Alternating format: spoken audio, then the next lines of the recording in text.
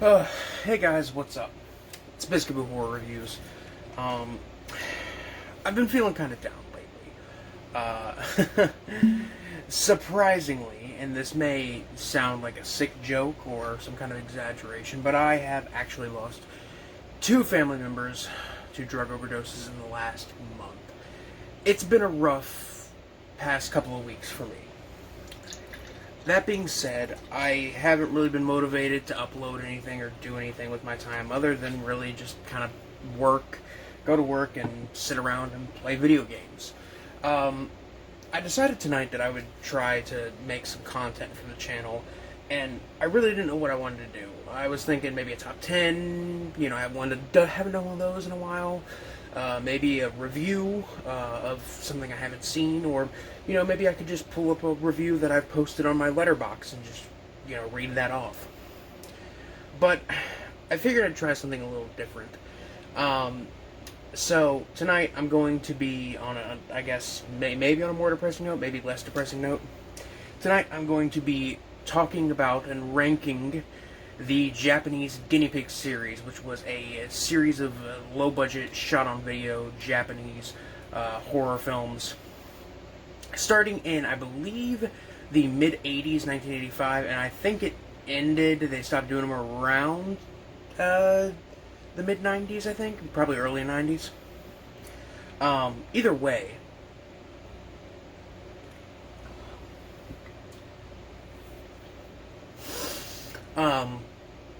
yeah, this is basically just kind of my ranking from worst to best, because I kind of want to build up to the best one in the series. So, yeah, this is just a little intro bit, and tonight I am drinking Brothers Drake Meadery Apple Pie Mead. This is very good stuff. Alright, so the worst, absolute worst film in the Guinea Pig series is probably Guinea Pig, the Android of Notre Dame. This one is one that had a lot of potential to be something really interesting. Essentially, this title in the series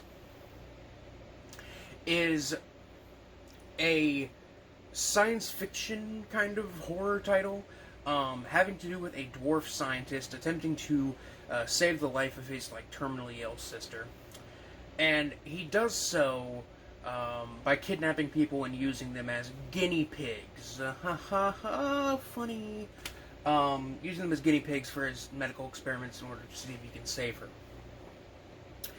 That's about it. I don't remember much from the actual film. I literally watched this about 3 or 4 months ago. I remember nothing about it.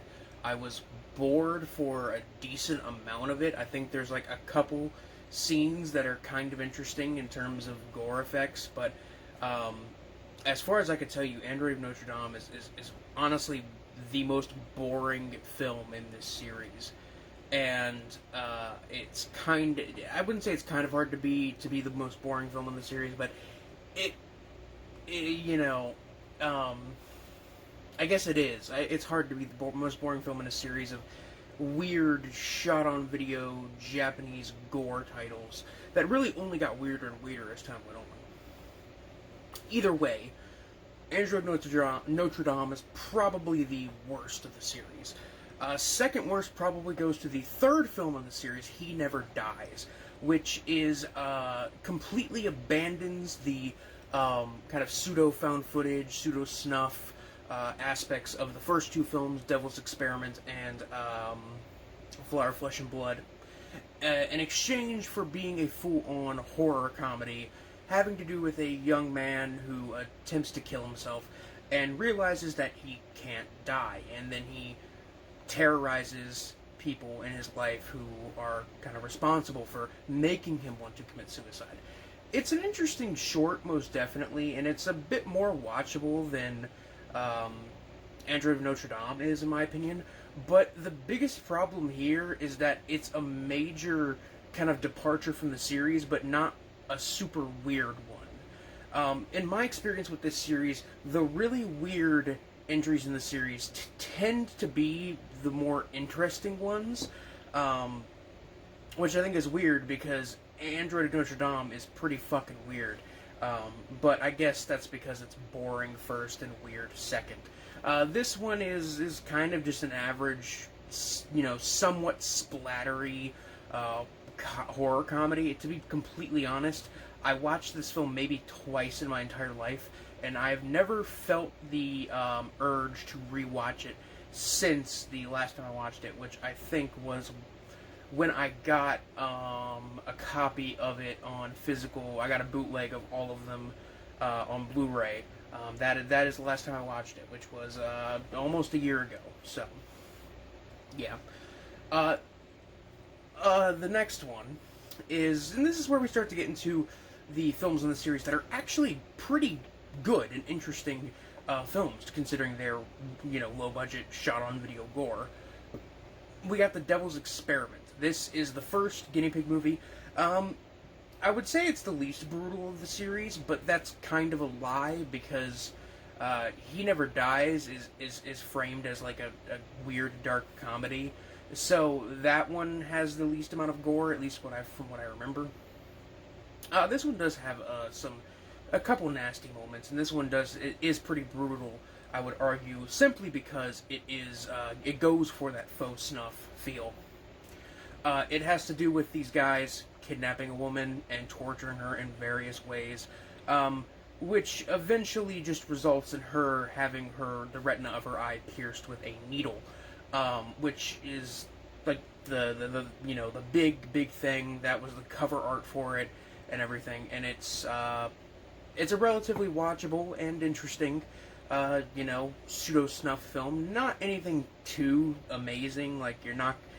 You're definitely not going to be calling people to tell them about this film, but it's definitely an interesting film, especially when it comes to low budget kind of Japanese splatter.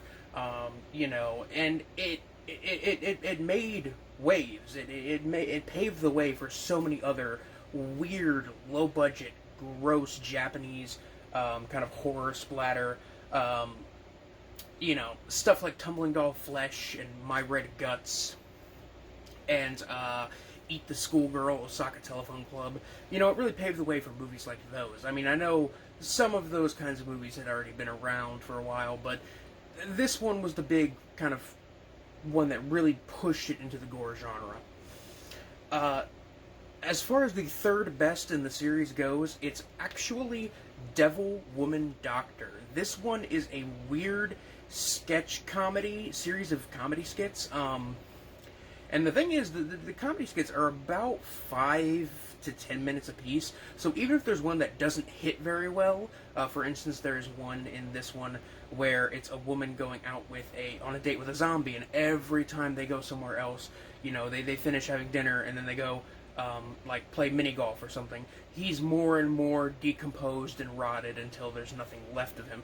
And that's the whole joke, and it's not that funny. But then the segment right after that is legitimately pretty funny. This one feels like something that you could see on Adult Swim at 3 a.m. about 10 years ago, probably less than 10 years ago. It's like they hired, Tim and Eric and the guys at PFR in order to create a Japanese shot-on-video absurdist comedy, because it feels right at home on something like Adult Swim at 3 a.m. I would say I'm surprised they haven't shown this on Adult Swim, but this is extremely weird and kind of obscure, so I guess that's kind of excusable. But either way, this is something that I would recommend to a lot of people, especially people who like weird, absurdist humor and anti-comedy. If you're a fan of Tim and Eric, The Eric Andre Show, The Heart She Holler, Xavier Renegade Angel, I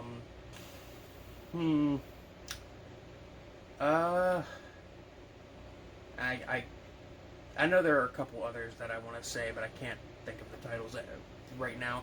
Either way, it's an interesting, very entertaining, very sporadic, kind of series of horror comedy skits, and even if one doesn't hit very well, they're relatively short. The second best of the series, and the second most interesting and artful in terms of the background and in terms of everything that happened around it and everything, is probably Flower of Flesh and Blood. A lot of people would say this is the best one in the series, and it definitely is close. Very close. Flower of Flesh and Blood is the most infamous and brutal of the series, I would argue. It is basically a short about a man dressed up as a samurai kidnapping a woman and slowly decapitating her. This film was given to Charlie Sheen in like the 90s, I think, and he saw it and he thought it was a real snuff film and called the FBI, and the filmmakers had to produce a documentary on how the effects were done to prove they didn't actually kill a woman, and that documentary is pretty interesting as well. There are definitely elements of this entry in the series that are a little bit cheesy, and kind of, I guess, not realistic. For instance, the part where the samurai cuts the head off of apparently live chicken, and the chicken's corpse just lays there on the ground, and it looks like it's just like a headless chicken corpse with some ketchup put like on the neck. Like that's about it. But other than that, it's honestly a really interesting, very gory, straight to the point, pseudo snuff splatter film. And I'm sure with the right editing, this film could easily convince, anybody that it is real. I'm sure with the right kind of editing, put to it, if you really edited out the title screen and everything. But, either way, Flower of Flesh and Blood, very, very interesting one. The number one, the best entry in the Guinea Pig series, is probably Mermaid in a Manhole.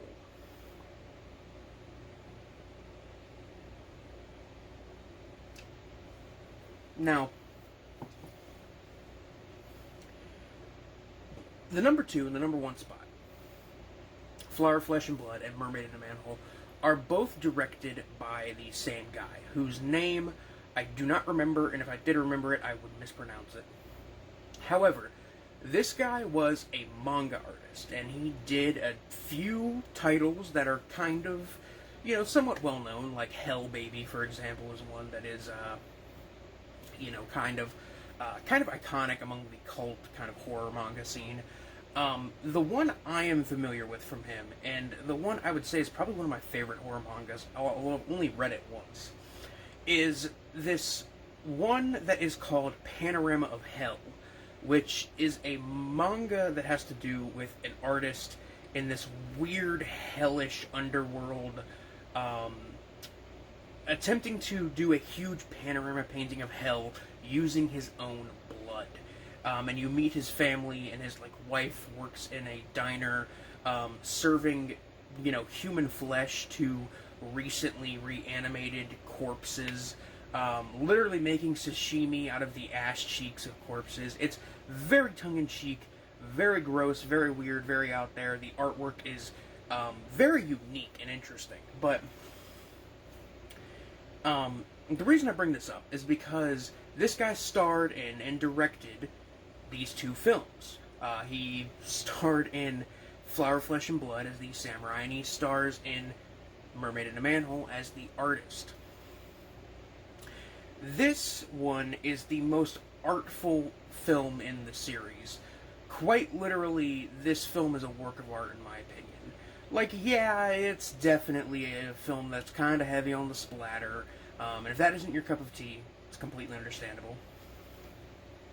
However, if you can't handle the splatter, there is a lot of beauty to be found in this film.